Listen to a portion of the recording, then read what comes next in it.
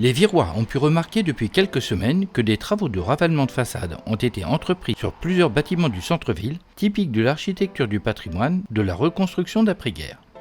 L'opération Attractivité des centres-villes reconstruits, financée par la région Normandie, a pour but de redonner de l'éclat et de la modernité aux centres-villes qui ont mal vieilli. Cela passe entre autres par la restauration des enduits à gravillons lavés et la mise en valeur colorée des loggias.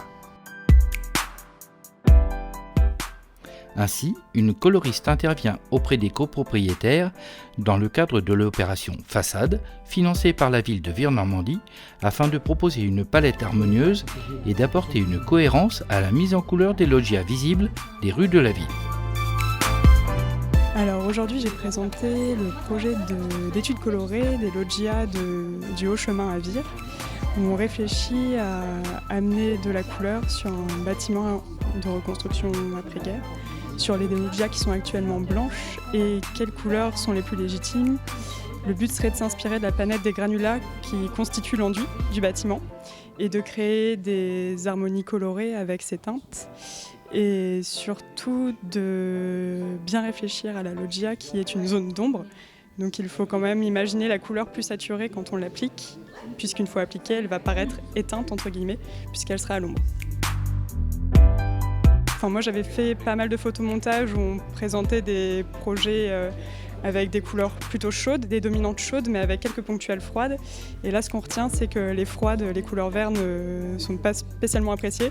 Donc, quitte à amener un peu plus de couleurs qui n'est pas dans la palette des granulats, on va plus travailler sur des rouges, des prunes, des framboises.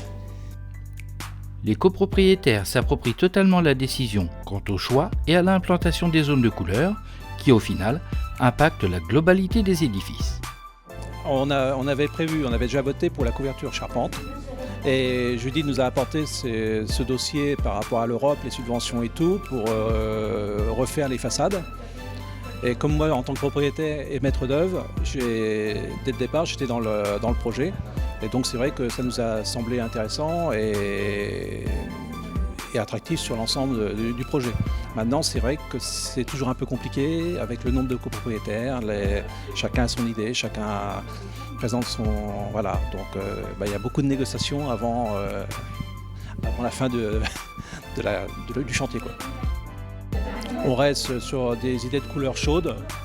Maintenant, loggia complète ou seulement les murs ou les plafonds, voilà, ça va être la grosse discussion, je pense, dans les prochaines journées.